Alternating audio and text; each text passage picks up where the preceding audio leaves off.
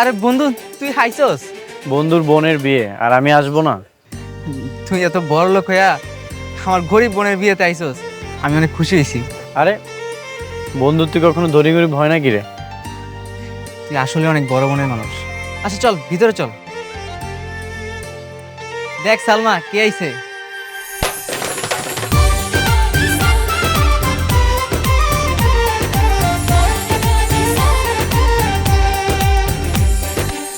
তোরে কইছিলাম না আমার বন্ধু আদনান আইবো? এই হইছে আদনান। বন্ধু, আমার বোন সালমা। আসসালামু আলাইকুম ভাইয়া। ওয়ালাইকুম আসসালাম। আচ্ছা থাক তাহলে, যে কোনো সময় কাজে আয়া পড়বো। চল বাইরে যাই।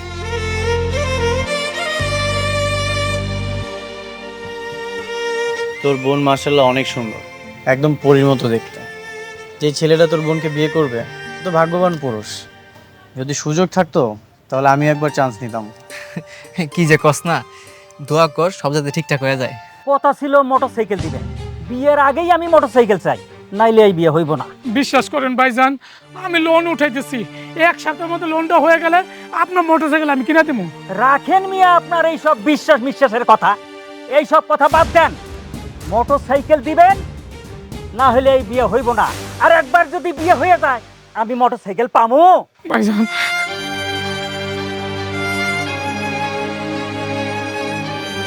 কিসের মোটরসাইকেল? কথা ছিল বিয়াতে পাত্রের একটা মোটরসাইকেল দেওয়া লাগবো। এখন সমিতির লোকটা অসুস্থ হয়ে পড়ছে, তো এই সপ্তাহে টাকাটা উঠাতে পারিনি। তার মানে তোরা যৌতুক দিচ্ছিস? কি করুম কম, ভালো পাত্র তো পাওয়া যায় না। যতই কান্নাকাটি করেন কোনো লাভ হইব না। মোটরসাইকেল দিবেন নাহলে টাকা দিবেন, তাহলে কিন্তু আমার ছেলে আমি ফেরত নিয়ে যাবো। এইরকম ফকিন্নি ঘরে আমি ছেলে বিয়ে দিমু না। ফকিন্নি তো আপনি। এই যুগে নিজের ছেলেকে বিয়ে করানোর জন্য ভিক্ষুকের মতো ভিক্ষা চাইছেন? আমি ভিক্ষুক? হ্যাঁ আপনি ভিক্ষুক। না না, আপনি ভিক্ষুক না, তাহলে তো তাদেরকে অপমান করা হবে। আপনার কি লজ্জা করে না আপনি যে যৌতুক চাইছেন? একটা মানুষ তার আদরের মেয়েটাকে আপনাদের হাতে তুলে দিচ্ছেন, আর আপনারা কিনা টাকা চাইছেন? আদনান চুপ কর। ভাইজান কিছু মনে করেন না, ও তো ছোট মানুষ, তাই এই কথা বলে ফেলছে। আঙ্কেল চুপ করেন। এরকম ফ্যামিলিতে আপনার মেয়েকে যদি বিয়ে দেন, ওর ভবিষ্যৎটা শুধু শুধু নষ্ট হবে। ওদেরকে এখান থেকে বের করে দিন। আপনার মেয়ের জন্য খুব ভালো পাত্র পাবেন। এত বড় অপমান, এর পরেও কি আপনার মনে হয় এই মেয়েরে আমি ছেলের বউ বানাবো? অসম্ভব। আরে রাখেন আপনার বিয়ে, 5 মিনিটের মধ্যে এখান থেকে বের হয়ে যান, আর অন্য কোথাও যে ভিক্ষা করেন যান। এই চল, এই ছোট লোকদের বাসায় আন না। আয়।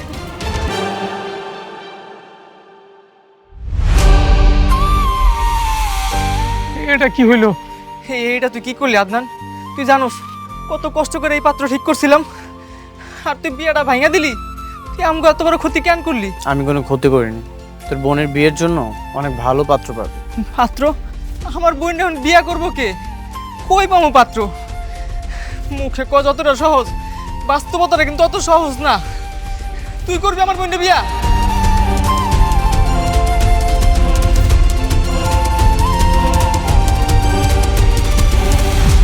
হ্যাঁ, আমি বিয়ে করব।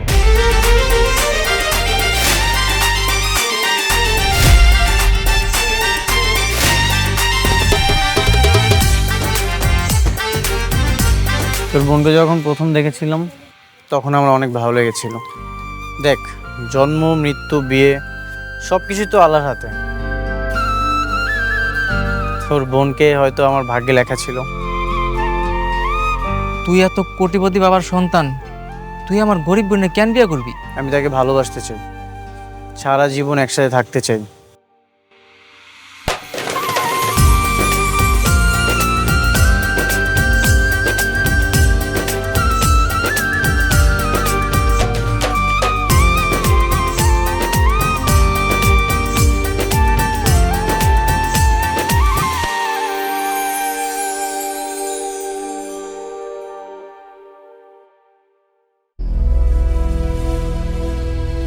তোমার বাবা কি করেন?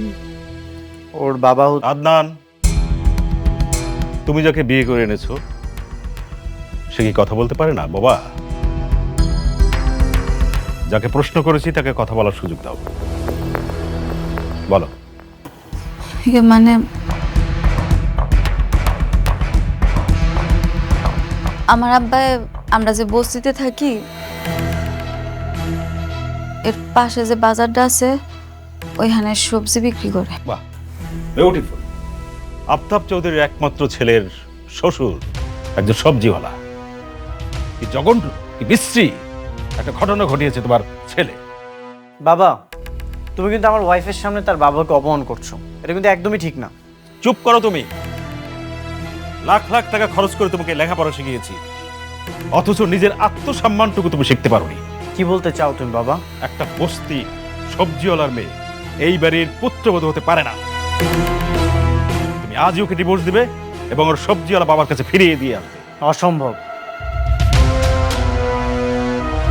আমি ওকে বিয়ে করেছি, মৃত্যুর আগ পর্যন্ত আমি ওর পাশে থাকবো। আদনান, তুমি ভুলে যেও না তুমি আফতাব চৌধুরীর একমাত্র সন্তান এবং তোমার বাবা এক কথার মানুষ, সেটা তুমি ভালো করেই জানো। আমিও তোমার মতো এক কথার মানুষ বাবা। তুমি যদি আমাদেরকে মেনে না নাও তাহলে বাসা ছেড়ে চলে যাবো। আদনান, তুই এসব কি বলছিস বাবা? ঠিক আছে, তুমি বেরিয়ে যাও। তোমার মতো সন্তান আমার দরকার নেই। যে সন্তান বাবার সম্মান রক্ষা করতে পারে না তার মতো সন্তান আমার দরকার নেই। যাও। চলে যাচ্ছি, তবে জেনে রাখো খুব সহজে কিন্তু এখানে আর ফিরবো না। যাও, তুমি চলে যাও। কোনোদিন যদি এই মেয়েকে তুমি ত্যাগ করতে পারো সেই দিন এই বাড়িতে ফিরবে, অন্যথায় ফেরার দরকার নেই। তাহলে তো আর কখনোই ফিরবো না। তোমরা ভালো থেকো, চলে যাচ্ছি। আদনান, যাসনি বাবা। আজ থেকে তোমার সকল সুযোগ সুবিধা এবং ব্যাংক অ্যাকাউন্ট আমি বন্ধ করে দেব। তোমার যা ইচ্ছে তুমি তাই করো।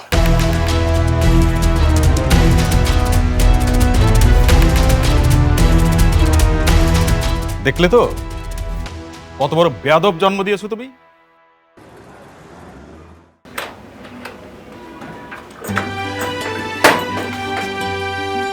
তোরা কিন্তু চাইলে আমগুলোকে থাকতে পারতি, আমি আর বাবাই তো থাকি শুধু। না মামুন, আমি সালমাকে বিয়ে করেছি, আমি ওকে আমার কাছেই রাখবো। কোনোভাবেই চাই না বিয়ের পরও সালমাকে কেউ কোনো ধরনের কথা শোনাক। কে কি করবো? কেউ কিছু করবো না। আচ্ছা বাদ দে, আমরা এইখানেই থাকতে পারবো। দেখি যত দ্রুত সম্ভব একটা চাকরির ব্যবস্থা করতে হবে। চাকরিটা হয়ে গেলে তারপর একটা ভালো বাসা দেখে ভাড়া নিয়ে নিব। আচ্ছা ঠিক আছে, কোনো সমস্যা হলে জানিস কিন্তু। ভাইয়া, আব্বার দিকে খেয়াল রাখিস। আব্বা তো খালি কান্না করে। আব্বারে কইস কান্না না করতে। যদি কিছু লাগে তাহলে আমি তো এখানে আছি, এখানে আমার লগে দেখা করে যাবো। আচ্ছা ঠিক আছে, ঠিক আছে, আমি তাহলে যাই। নে, ভালো থাকিস, যাই।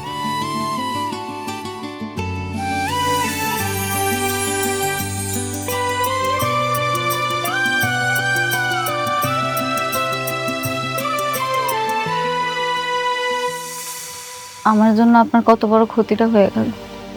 আপনার আম্মা আব্বা আপনার বাসা থেকে বাইরে করে দিল। আপনার আমার বিয়ে করাটা উচিত হয়নি। তোমার জন্য কেন হবে? সব কিছু হয়েছে আমার বাবার অহংকারের কারণে। তুমি কেন শুধু শুধু নিজেকে অপরাধী ভাবছো? তারপরও আমার বিয়েটা ভাঙা যাওয়ার পরে তখন আপনার হুট করে আমার বিয়ে করতে রাজি হওয়া উচিত হয়নি। আপনি তো আমার থেকে অনেক ভালো মেয়ে পাইতেন। তোমাকে প্রথম দেখেই আমার অনেক ভালো লেগেছিল। বিয়েটা ভেঙে গেছে, ভালোই তো হয়েছে। আমি খুশি মনে তোমাকে বিয়ে করেছি। আল্লাহ যা করেছে, যা রেখেছে ভাগ্যে, আশা করি ভালোই রেখেছে। ইনশাআল্লাহ। আমি সবসময় তোমার পাশে থাকতে চাই, ভালোবাসা দিই। আপনার আমি কথা দিতেছি, আমি সারা জীবন আপনার পাশে থাকব। আচ্ছা, কালকে কিছু আসবাবপত্র কিনতে যাব। আমার কাছে কিছু টাকা আছে, সেগুলো দিয়ে হয়ে যাবে। আচ্ছা, তাহলে আমিও আব্বারে কমু আমগো কিছু জিনিসপত্র কিনে দিতে। না, বাবাকে কিছু বলবে না, বাবার থেকে কিছু নেওয়া যাবে না। এই বাসাটায় আসার পরে তো এখানে খাট আছে, আরও কিছু আসবাবপত্র আছে। রান্নার কিছু জিনিসপত্র দরকার, সেগুলো কালকে নিয়ে আসবো। আচ্ছা ঠিক আছে।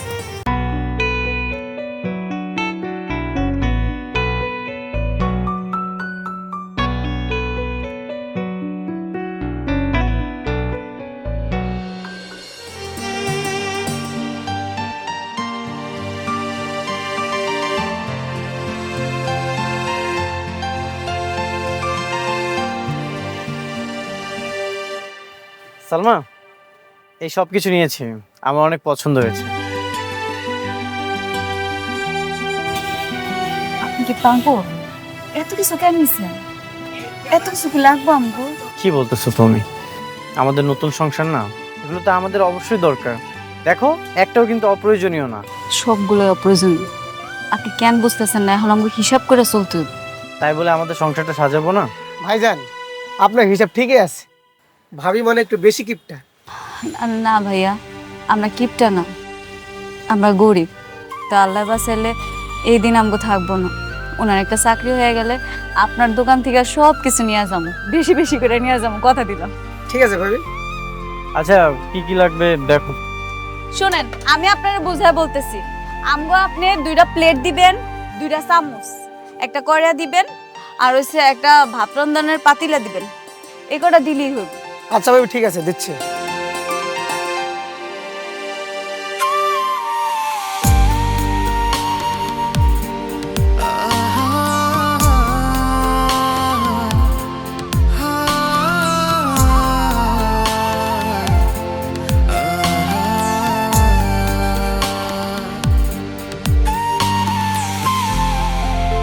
সালমা, এখন কি মনে হচ্ছে জানো?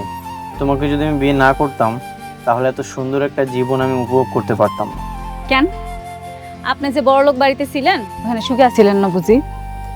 ছিলাম। এই যে তুমি রান্না করছো, তোমার পাশে আমি বসে আছি, আমি কখনোই আমার বাবা মার এমন মুহূর্ত দেখিনি। আমার মা তো সংসার সামলানো নিয়ে ব্যস্ত, আর বাবা সকালে যায় রাত্রে আসে, উনি তো বিজনেস নিয়ে ব্যস্ত থাকে। শোনেন, আপনার একটা কথা বলি, জীবনে টাকা পয়সার মূল্য আছে। আপনার বাবা আপনার জন্য যা করছে, আপনার ভবিষ্যতের কথা চিন্তা করে করছেন। কিন্তু আপনি কি করছেন? এটা কষ্ট দিয়ে একটা সবজিওয়ালি মায়েরে বিয়ে করে নিয়ে আসছেন। বাবার পক্ষ নিচ্ছ তো নাও, আমি কিছু মনে করছি না, কিন্তু আমার বাবা আমাদের বিয়েটা মেনে নিলেন না। কেন মেনে নেয়নি জানো? কারণ অহংকার। এই অহংকার একদিন আমি ধ্বংস করে দিব। আচ্ছা কইরেন, এখন জানি একটু তেলের বোতল নিয়ে আসেন। তেল আনতে মনে নাই, রানমুখী দিয়া। আচ্ছা,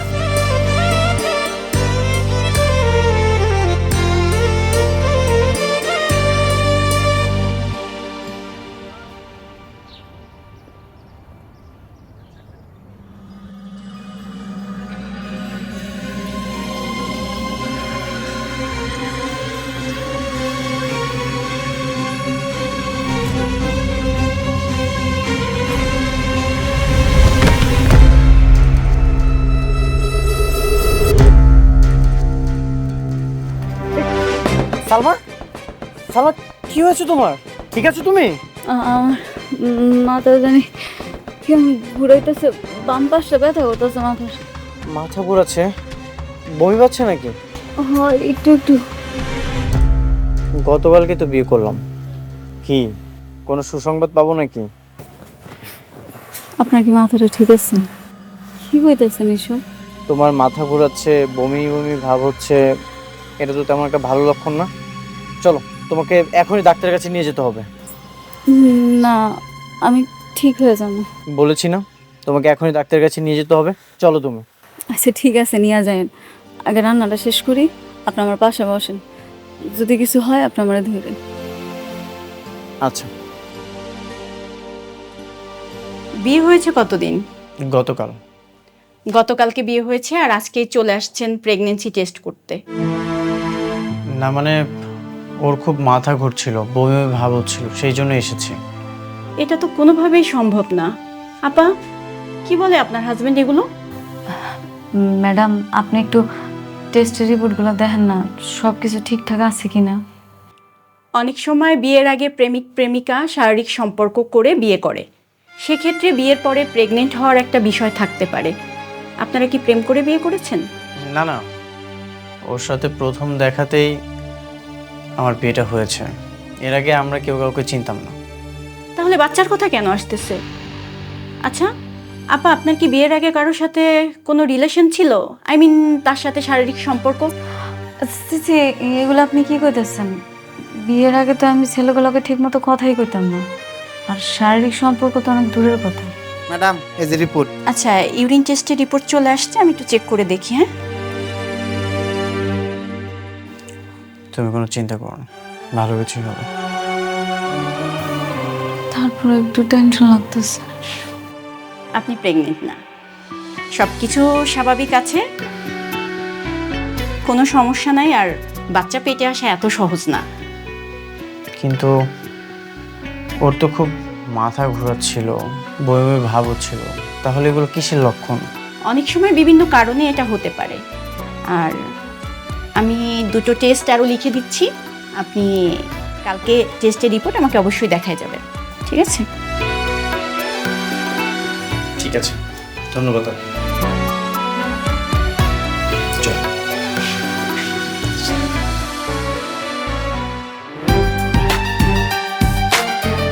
সালমা, দোয়া করো আজকে যেন চাকরিটা হয়ে যায়। চাকরিটা হয়ে গেলে আমাদের অভাবের দিন আর থাকবে। ইনশাল্লাহ, আমার মন বলতেছে তোমার চাকরিটা হয়ে যাবে। ও, আজকে তো ডাক্তারের কাছে যাওয়ার কথা, তাই না? ও হ, সমস্যা নাই, ভাইয়া আছে না, আমি ভাইয়া নিয়ে চলে যাও। ঠিক আছে, তাহলে তো কোনো সমস্যা নেই। সাবধানে যেও, আর আমি রাতে এসে সব শুনবো। ঠিক।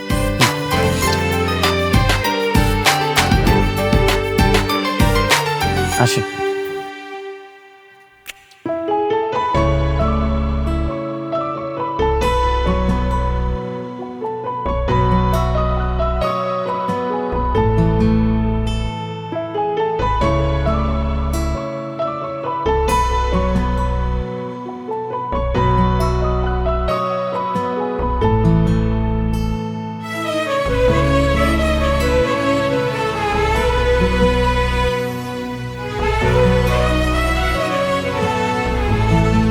ভাই, এখানে কোনো চাকরি হবে?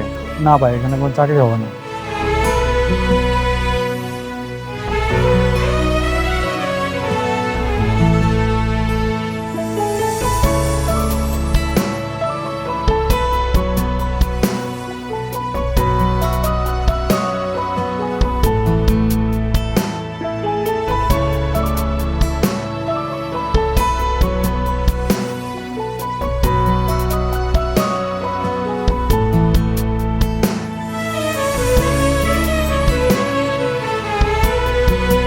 হ্যালো। রোকন, হ্যাঁ বল। আমাকে একটা চাকরির ব্যবস্থা করে দিতে পারবি? খুব ইমার্জেন্সি। কি বলস, তুই চাকরি করবি? আমার তো বিশ্বাসই হচ্ছে না। সত্যি আমি চাকরি করব। বাবার সাথে রাগ করে বাসা থেকে বের হয়ে গেছে। ও আচ্ছা, তাই বল। আমার জানাশোনা আপাতত নাই। তার মানে তুই কোনো ব্যবস্থা করতে পারবি না? না।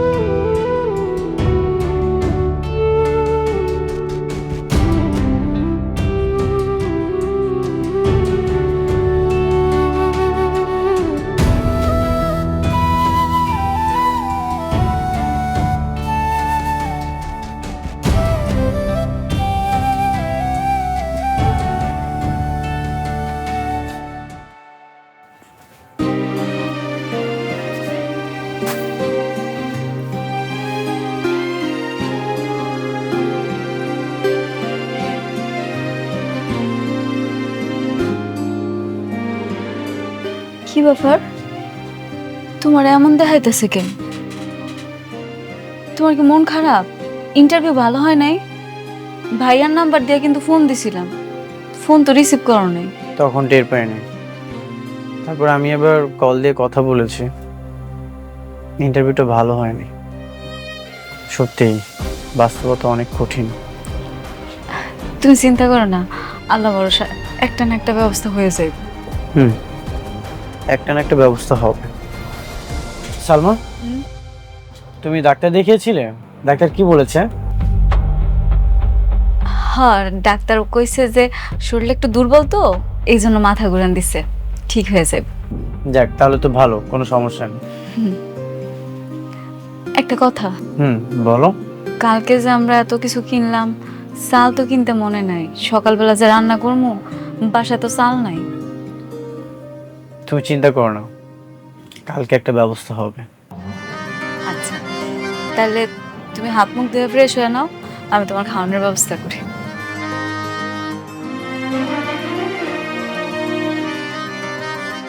যেভাবেই হোক একটা চাকরির ব্যবস্থা করতে হবে।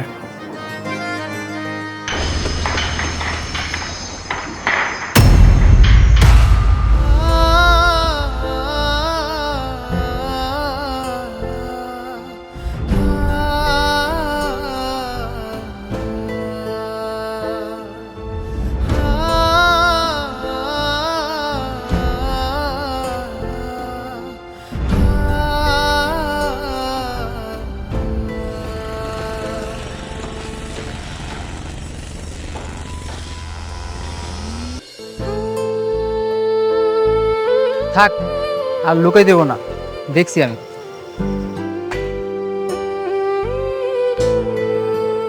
পালাবো কেন? তোর এই অবস্থা আদনান, তুই এইসব কাজ করতেছ? তোর বাবা এত বড় লোক, আর তুই আমার বোনকে বিয়ে করে এখন তোর এইসব কাজ করা লাগতেছে? তাতে কি হয়েছে? কোনো কাজই তো ছোট না। আর তাছাড়া আমি তো ভিক্ষা করছি না, পরিশ্রম করছি। তার লেগে এইসব কাজ? দেখ মামুন, এখানে নগদ টাকা। আমার বাবা তো আমার সকল ব্যাংক অ্যাকাউন্ট লক করে দিয়েছে। আমি চাইলেও কোনো কিছু কিনতে পারছি না, তাই এই কাজ করছি, পরিশ্রম করছি। আমার তো কোনো সমস্যা হচ্ছে না। আমার না অনেক খারাপ লাগতেছে তোর এরকম দেখা, আমি আসলে মানতে পারতেছি না। আচ্ছা, আমার কাজটা প্রায় শেষের দিকে, তুই একটু দাঁড়া, আমি কাজটা শেষ করে আসতেছি।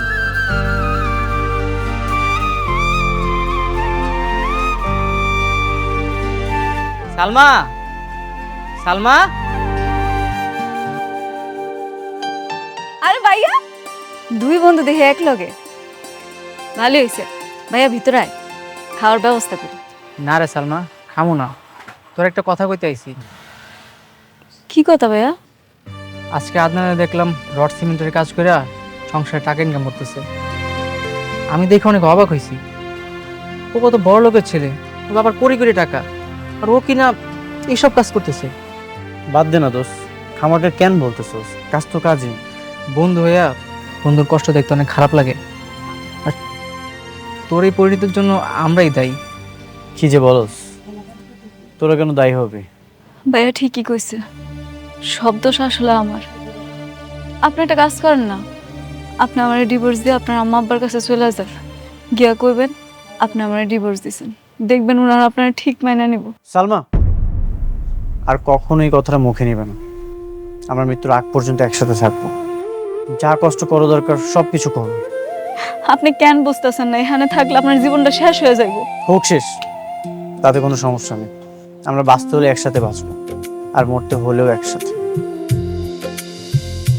তুমি আর আমি চলি মেঘের পালকি চড়ে,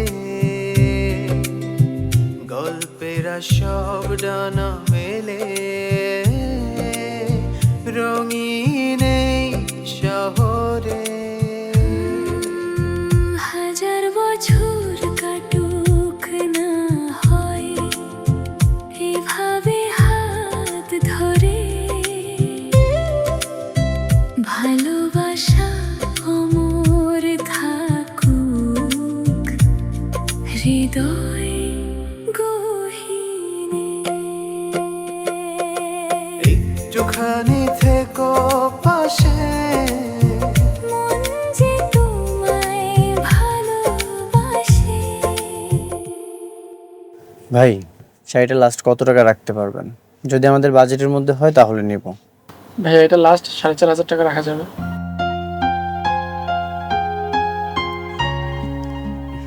সালমা, আমার কাছে 500 টাকা আছে। এই শাড়িটার দাম তো অনেক বেশি। তুমি একটা কাজ করো, 300-400 টাকার মধ্যে একটা শাড়ি নাও। না থাক, নেওয়া লাগবো না, সমস্যা নাই তো। তোমার কাছে যখন টাকা হইব তখন তুমি কিনা দিও। না না, মার্কেটে যেহেতু এসেছি কিছু না কিছু তো নিয়ে যেতেই হবে। 200-300 টাকার মধ্যে শাড়ি নাও, কম দামের মধ্যে। আরে না, আমরা এমনও পড়া হয় না, নিয়ে এমনি ফালা রেখে ঘরের মধ্যে। কি দরকার শুধু শুধু টাকা নষ্ট কর? ঠিক আছে, তাহলে চল।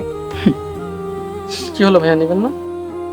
আসলে আমাদের বাজেটের মধ্যে হচ্ছে না তো, অন্য এক সময় এসে নেব।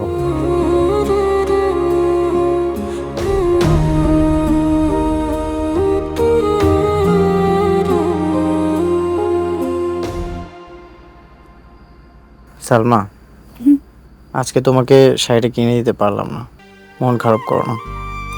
আরে না, মন খারাপ করুন কেন? যখন তোমার টাকা হইব তখন তুমি আমার কিনা দিও। আচ্ছা ঠিক আছে, আমি না কখনো অভাব বুঝিনি, এভাবে যে জীবনে সংগ্রাম করে চলতে হয় এটাও আমি কখনো ভাবিনি। যাই হোক, তবে এই জীবনটা আমি বেশ উপভোগ করছি। ঠিকই বলছো, জীবনে কষ্ট ছাড়া না সহজে কিছু পাওয়া যায় না। আচ্ছা, সকাল 7টার দিকে আমাকে ডেকে দিও, দেরি হয়ে গেলে তো অনেক রোদ উঠবে, তখন কাজ করতে কষ্ট হবে। আচ্ছা ঠিক আছে, ঘুমাই পড়। আচ্ছা।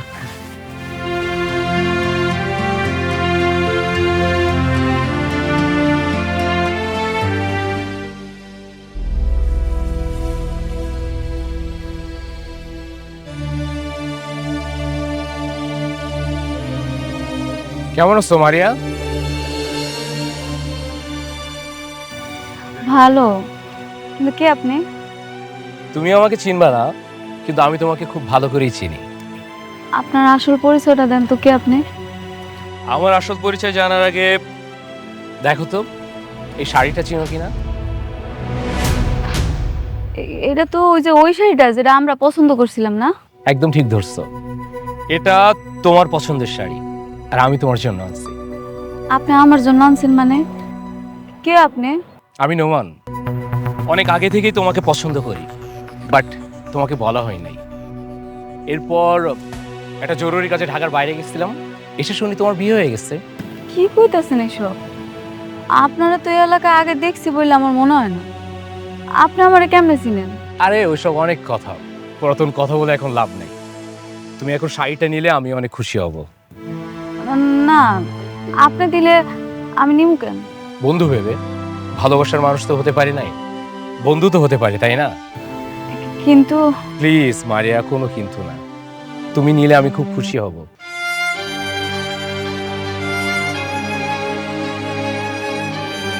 Please. Thank you so much. আচ্ছা, আমি আসি। ওকে, আবার দেখা হবে আমাদের।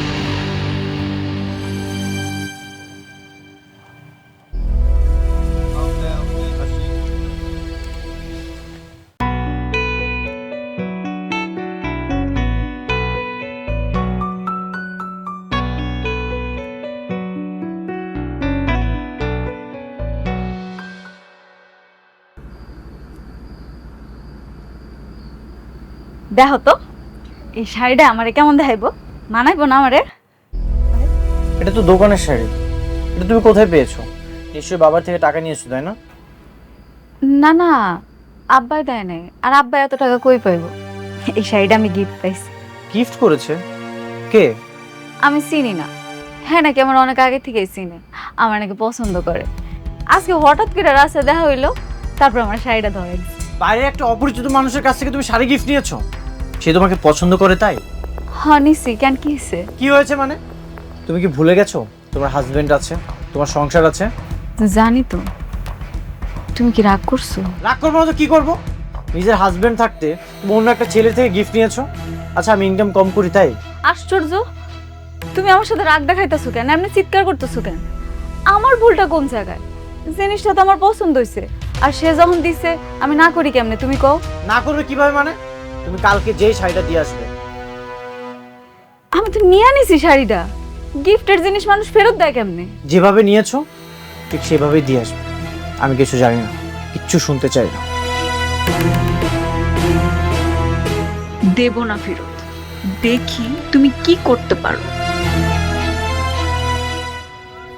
তোমার এখানে একটা ময়লা পড়ছে, দেখি।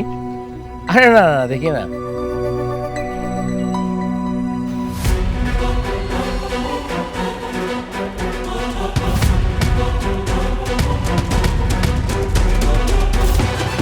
সালমা,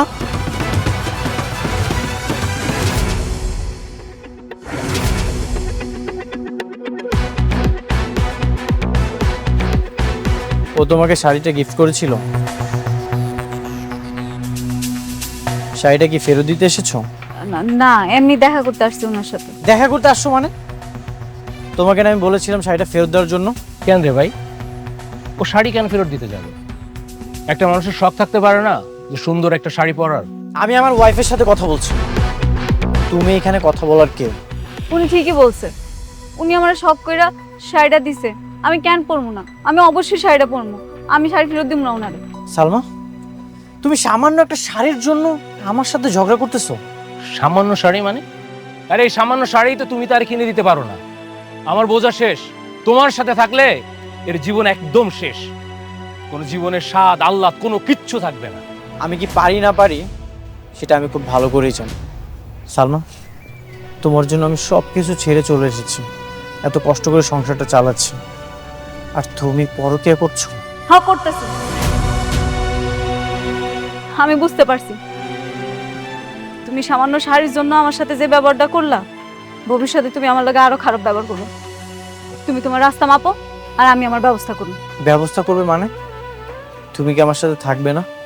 আরে বাংলা কথা কি কানে যায় না? ও বলছে তো তোমার রাস্তা মাপতে। তুমি ওর জীবনে কি দিচ্ছ? বাজার করার টাকা আছে তোমার কাছে? বাজার করার টাকাই তো তোমার কাছে নাই, তুমি কি করবা জীবনে? যাও রাস্তা মাপো, যাও। বেঈমান, প্রতারক। হ্যাঁ, আমি বেঈমান প্রতারক, তুমি যাও।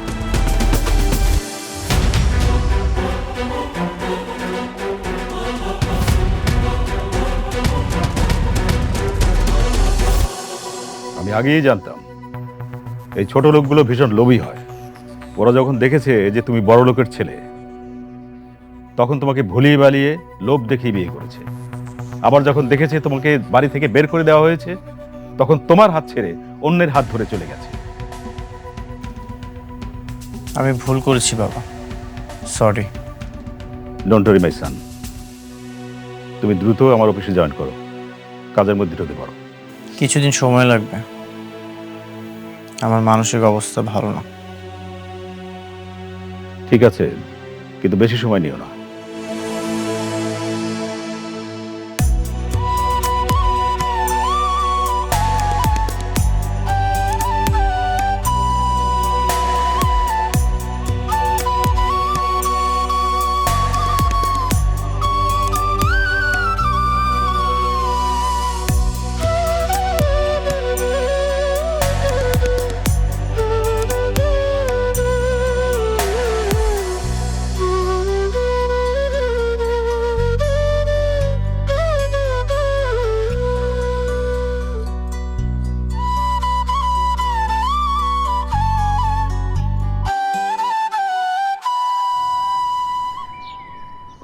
খাও।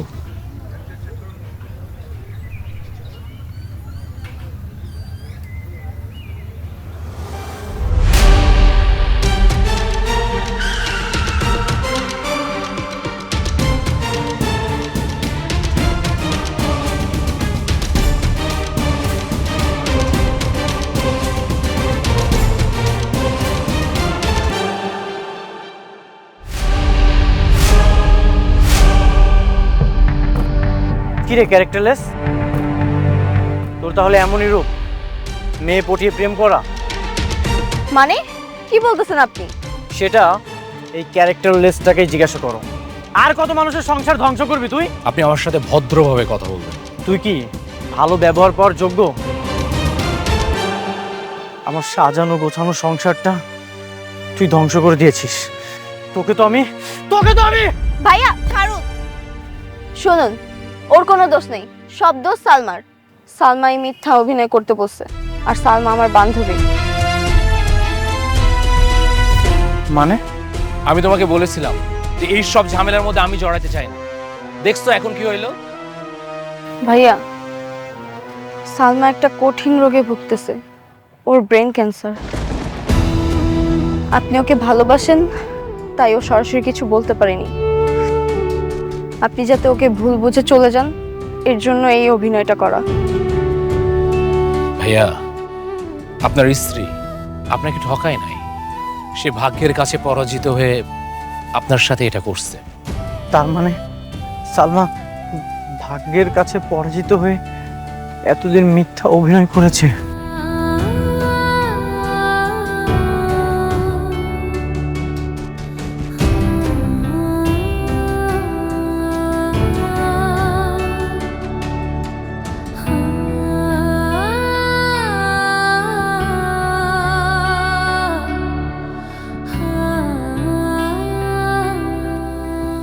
সালমা, সালমা, আদনান তুই সালমা কোথায়? ঘরেই আছে, তুই আবার আইসস কেন? সালমার যে এত বড় একটা রোগ হয়েছে, তুই তো আমাকে জানাতে পারতি, তুইও আমাকে জানালি না। সালমা চাই নাই তুই এগুলো যাই না কষ্ট পাস। আচ্ছা সালমা কোথায়? সালমা, সালমা,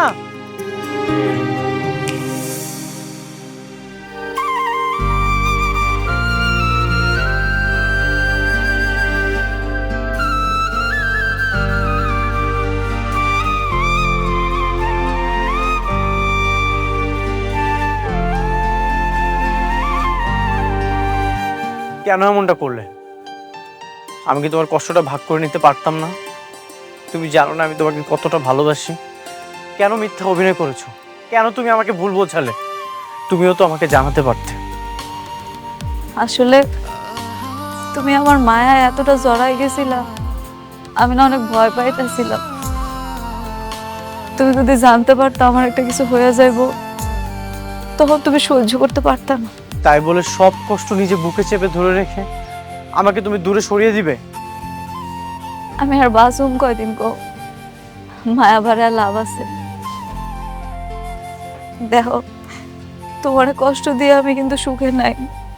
বিশ্বাস করো, তোমার সাথে অভিনয় করার পর থেকে আমি অনেক কষ্ট পাইছি।